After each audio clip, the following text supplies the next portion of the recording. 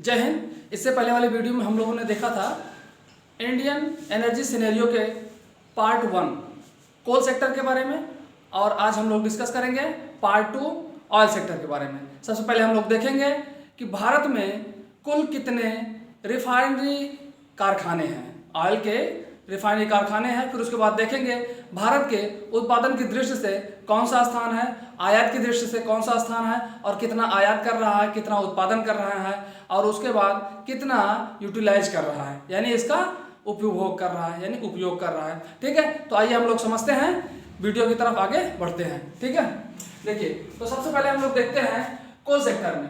Coal sector की बात करते हैं तो भारत में देखते हैं, भारत में कुल तेल रिफाइनरी कारखाने कितने हैं? 25 हैं। तेल के यानी ऑयल के रिफाइनरी कारखाने कितने हैं? 25 हैं। 2017 डाटा के अनुसार हम लोग देखते हैं कि कुल उत्पादन क्षमता जो होती है भारत की लगभग 247.6 million metric ton per year होती थी।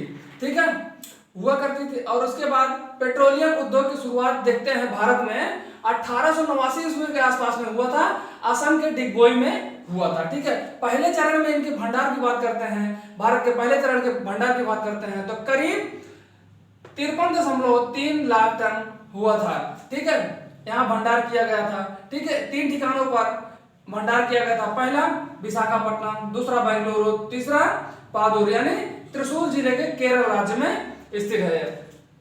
हम देखते हैं कि विशाखापट्टनम में 13.3 लाख टन, लगभग 13.3 लाख टन का यह ऑयल रिजर्व किया गया था। बेंगलुरु में 15 लाख टन रिजर्व किया गया था और केरल में 25 लाख टन रिजर्व किया गया था। जब पहले चरण में 53.3 लाख टन रिजर्व किया गया था तो उस समय हम लोग देखते थे जो हमारा कंजप्शन था, पूरे कंजप्शन का, पूरे उपयोग का 9 दिन के लिए, यानी जितना दिन उसका यूज करते थे, टोटल वह रिजर्व कितना जो भंडार था वो टोटल 9 दिन तक था। लेकिन 2021 में भारत सरकार द्वारा 2 और कारखानों का या उसके भंडार का क्या स्थापना करने का फैसला लिया, जिसकी जो क्षमता है वह 65 लाख टन है।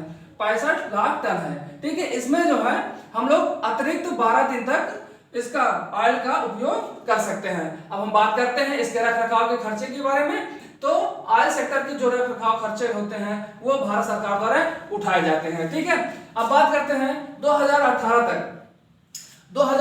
तक कच्चे तेल का भंडार जो लगभग कितना हुआ था? 594.49 मिलियन मेट्रिक टन था, ये भारत का लगभग। हम आयात की बात करते हैं। अब आयात जो है, भारत कुल जरूरतों का 82% भाग आयात करता है, यानी दूसरे देश से खरीदता है। अब बात करते हैं यहां से 2022 तक, 2022 में यह घट करके आयात कितना हो गया था? 67%। और हम देखते हैं 2019 में, यहां पर 2019 में 205.3 मिलियन टन यह भारत का आयात था।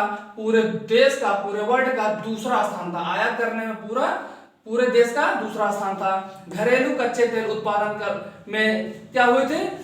5.2% की कमी हुई थी, यानी गिरावट हुई थी। जो घरेलू कच्चे तेल के उत्पाद थे उसमें 5.2% की गिरावट हुई थी। अब हम भंडार की बात करते हैं। भारत में कुल भंडार का देखते हैं, पिछले वर्षों की तुलना में 2.65% की गिरावट हुई है। और बात करते हैं मार्च 2018 तक लगभग 594.49 million ton metric ton oil भंडार करके भारत रखा हुआ था। अब बात करते हैं इसके 2021 तक कितना भंडार किया हुआ था। तो 2021 तक 587.335 मिलियन मेट्रिक टन यह भंडार करके रखा हुआ था। बात करते हैं सबसे बड़े भंडार की, तो सबसे बड़े भंडार जो होते हैं भारत के पश्चिमी भाग में जो भंडार हैं वह टोटल का 37% भाग रिजर्व करके रखे हैं, यानी भंडार करके रखे हैं। असम अकेले पूरे ऑयल का 27% भाग रिजर्व करके रखा है। अब हम लोग बात करते हैं उत्पादन का। उत्पादन 2020 और 21 में हम देखते हैं कि 11.19% की गिरावट आई है। उत्पादन में 11.19% की गिरावट आई है। और यहाँ पर उत्पादन की बात करते हैं तो यहाँ पर डीजल जो उत्पादित किया गया था लगभग कितना? 43%। और उसके बाद गैसोलीन देखते हैं लगभग 15% है। ठीक है। आई होप ये सारी चीज़ें आपको समझ में आई होंगी।